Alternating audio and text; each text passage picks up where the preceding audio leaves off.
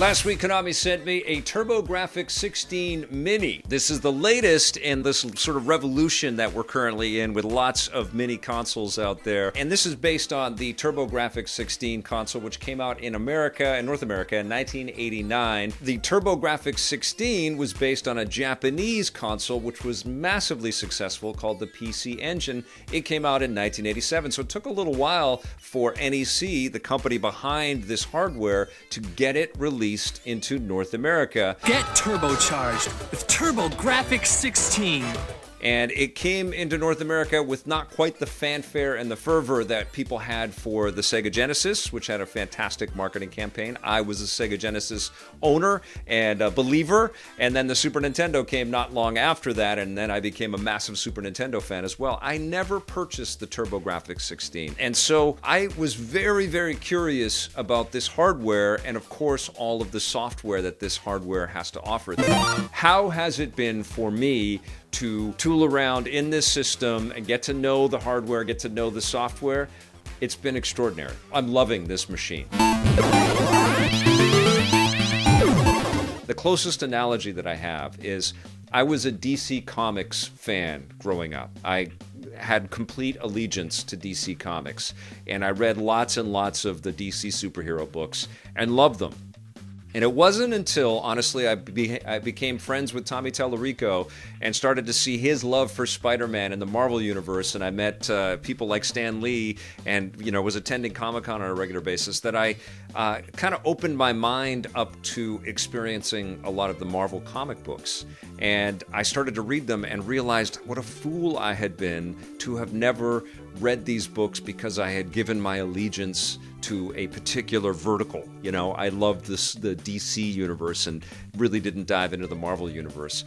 And as soon as I opened my mind to that, I adored those books. It's the same kind of thing here. And I did have a little bit of an allegiance to the Sega Genesis and thought, Super Nintendo, that's just for kids. Even though I was a fan of the NES, in the 16-bit time frame, I was a Sega guy first and thought, Mario and those, they're just kids' games.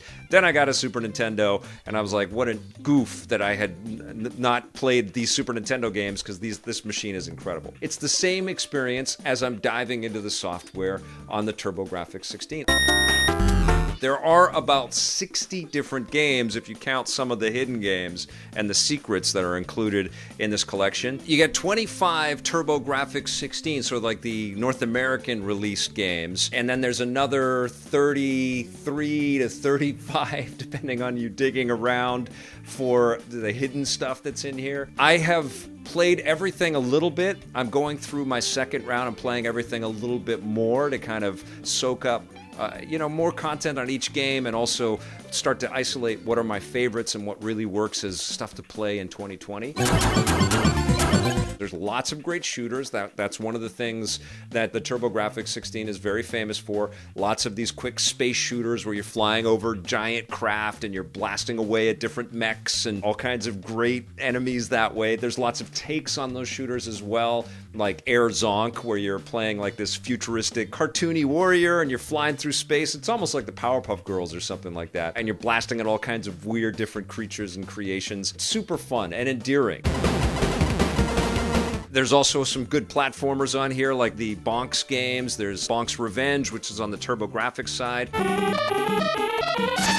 And I was also impressed by Alien Crush, a video pinball game, which had like bonus tables and stuff like that.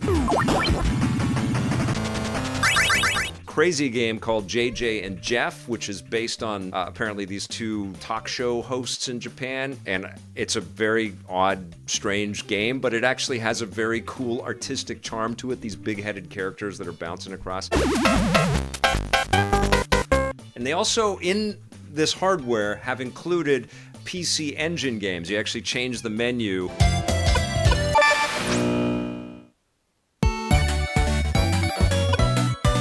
And it's kind of like switching the languages on the Sega Genesis Mini, but this actually changes to a whole different front end, which lets you kind of approximate the look and feel of what it would have been like to own also a PC Engine, which was the Japanese version of this hardware. The system was much more popular in Japan, so there were many more Japanese releases. There's some duplicates, which is a little bit strange. So you get a couple versions of Dungeon Explorer. You get an English version and you get a Japanese version.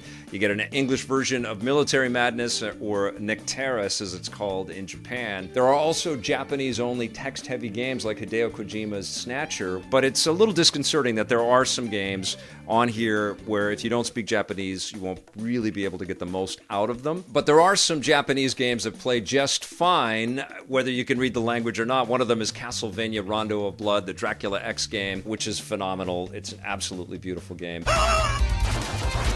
I love the fact that the Japanese system is celebrated here, and that there are all of these, that kind of import vibe is included on this hardware. I think that's an important delineation for this piece of hardware because it was so much larger in Japan. It was actually a bigger seller system for a bunch of years there than the Nintendo Entertainment System.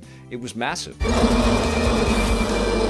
What's interesting is that this hardware lasted from 1987 until about 1994, and during that time frame, there were all of these different add-ons and alterations and unique versions of this hardware.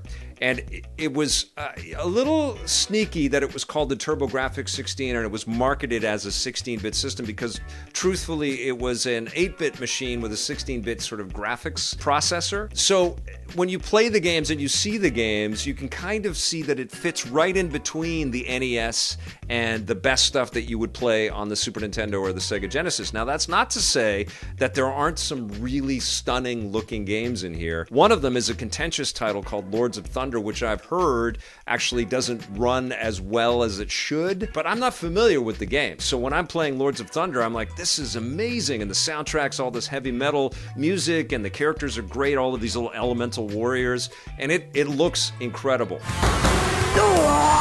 They've also done a pretty good job at kind of emulating the visuals of Space Harrier, which I'm not a huge fan of, to be honest. I didn't dig the Genesis version that much, and I'm not a big fan of it here on TurboGrafx. It actually runs pretty well. This idea of all of this imagery coming towards you, it actually looks pretty cool.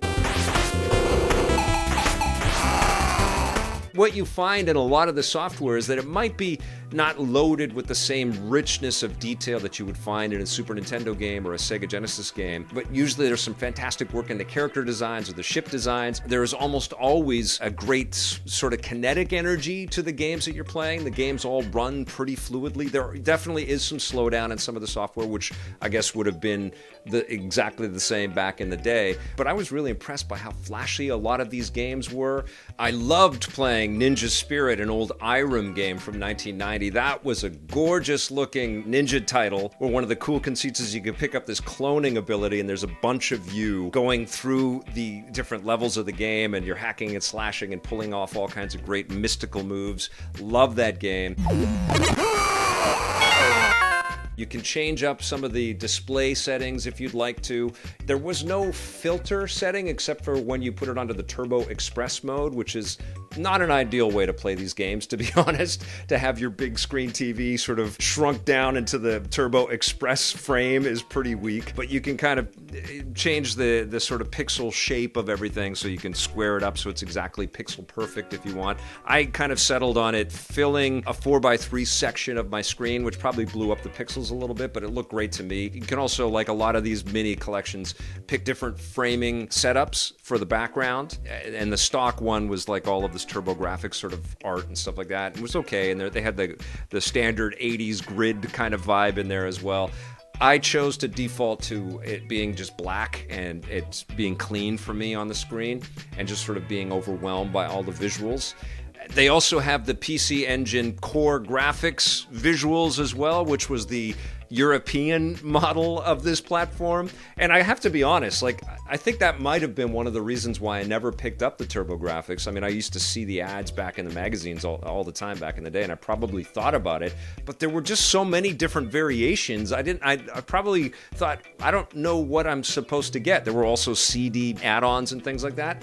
And what's impressive is that when you're going through the different menus, and you're choosing either the PC Engine or the TurboGrafx-16 or whatever. If you play games, a big chunk of these games are based on the Hue cards. The video game cards are kind of like little flat cartridges that you would slide into the front of the machine. But there were also CD-ROM based games, and so they actually animated the idea of you streaming the game off of a CD-ROM, and they actually put the sound of the CD spinning and the laser reading the data off of the CD. So that's a really nice feature, That's a very, very cool part of it.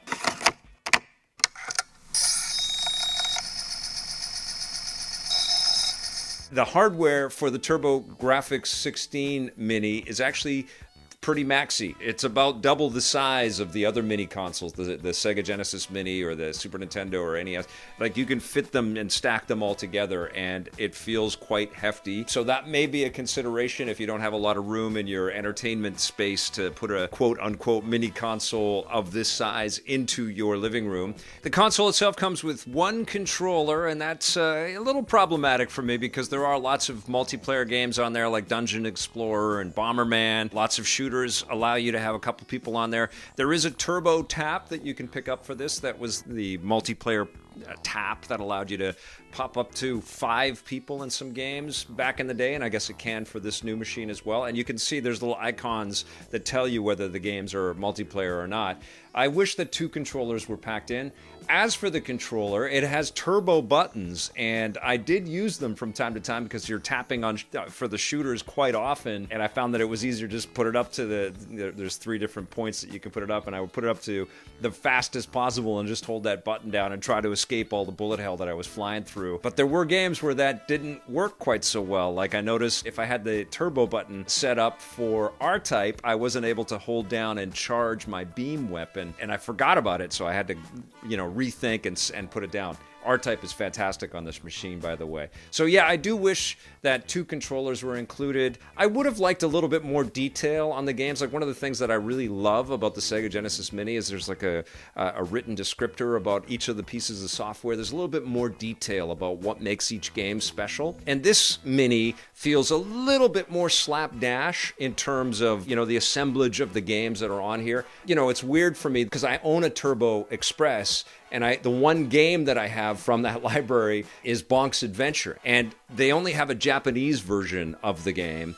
They don't have an English version of the game, and I thought that was very strange. Like, it's the big sort of key core franchise. It's the iconic image of, the TurboGrafx-16 brand. Why wouldn't you have all of the Bonk's games, honestly, in the English side, on the TurboGrafx-16 side of the collection?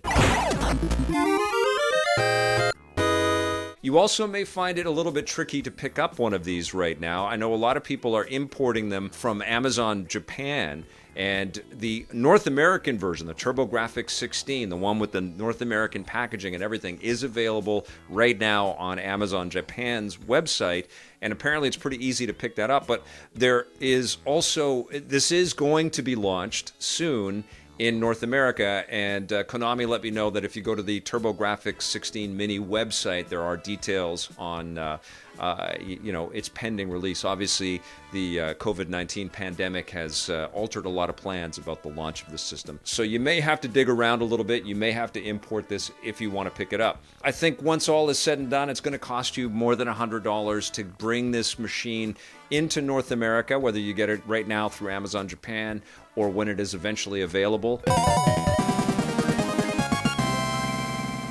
Since I didn't really have a big awareness of the hardware and the software for the TurboGrafx-16, I asked our friend John Linneman from Digital Foundry and DF Retro to give us his perspective on what makes the TurboGrafx and the PC Engine so unique. The TurboGrafx-16, or PC Engine, is the result of a collaboration between Hudson Soft and the Japanese electronics giant NEC.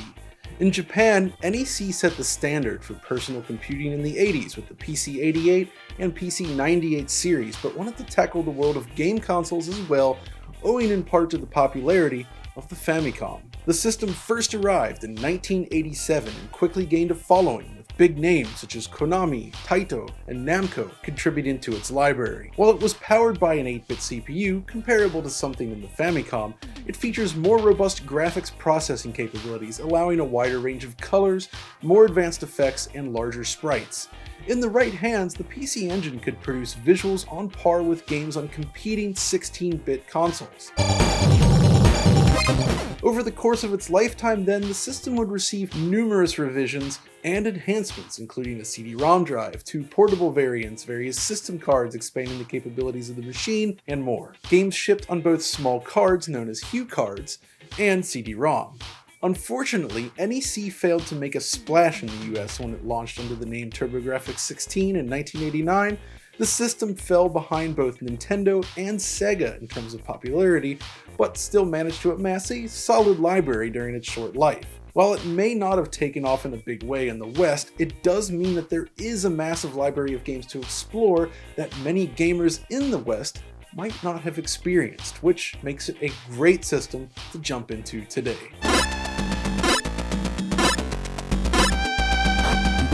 Thank you so much, John. Yeah, so this is a console that brings together a lot of games that I didn't know anything about, and I think it's because of that that it has charmed me so much. I've been entranced by this platform since I got it. I've been playing it almost nonstop, and I think it's an excellent addition to my growing collection of mini consoles. And I know that some people have been qualifying that this is a machine for the superfans out there, or people that really know and love the TurboGrafx-16 library, but I have a different opinion on that. I think that this is a great machine for people that didn't pick up the TurboGrafx-16 or the PC Engine and have really no affinity or awareness of this software. It's a real gift because it collects so many great games. Maybe it's not the definitive collection. You know, maybe people that know this ecosystem and this software and this hardware a lot better than I do would argue that there's a lot of other choices that Konami could have made to make this a better value for people.